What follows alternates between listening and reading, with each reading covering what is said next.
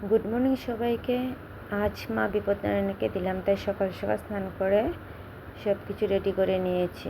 আমাদের ঠাকুরঘর খুবই ছোটো, তাই আর ঠাকুরঘরে দিতে পারলাম না, সামনে ড্রয়িং রুমেই মাকে বসিয়েছি।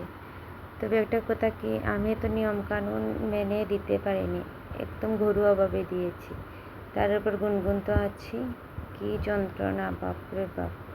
আমি সিঁদুর রেখেছিলাম, সিঁদুর দিয়ে পুরো নিজেই সেজে নিয়েছে, যেমন আজ হোলি হচ্ছে, বিজয়া দশমী হচ্ছে, এইভাবে রাখছিল।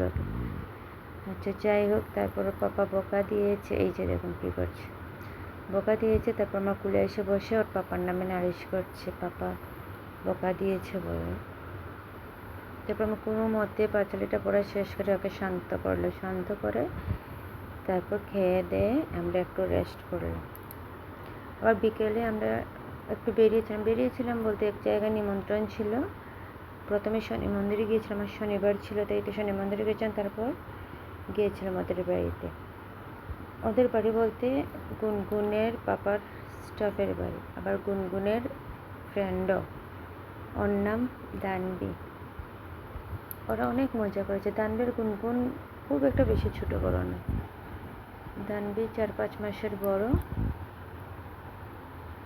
একই ক্লাসে পড়ে, নার্সারিতে। খুব মজা করেছে দুজনে। গুনগুন তো আসতেই চাইছিল না, তারপর কোনোভাবে নিয়ে আসলাম। 9:30 বেজে গেছে, কী করবো, ঘরে তো আসতেই হবে। তারপর জোর করে নিয়ে আসলাম, মানে গুনগুন